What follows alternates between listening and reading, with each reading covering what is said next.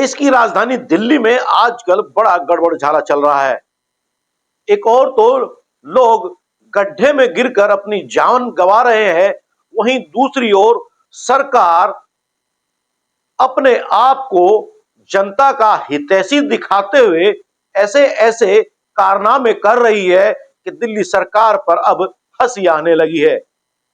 हंसी का पात्र बन चुकी दिल्ली की मुख्यमंत्री रेखा गुप्ता की मीम्स लगातार वायरल होती है, लेकिन अब उनके द्वारा एक नया कारनामा सामने आया है, जिसकी पोल खुद लोगों ने खोल दी है।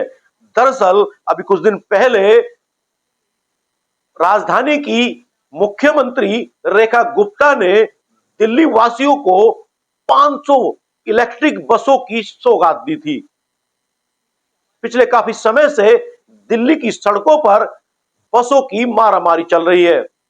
बसों से सफर करने वाले रोजमर्रा के यात्री जो है वो लगातार परेशान दिखाई दे रहे थे और सरकार पर लगातार सवाल उठ रहे थे।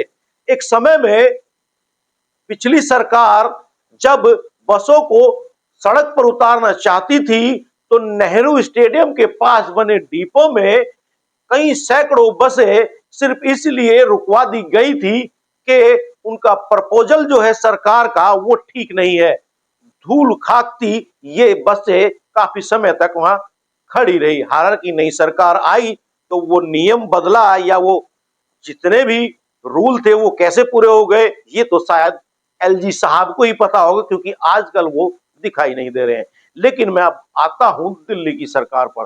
जैसा कि मैंने बताया, दिल्ली की मुख्यमंत्री ने 500 बसों की सौगात दी थी दिल्ली के जनता को, दिल्ली वासियों को।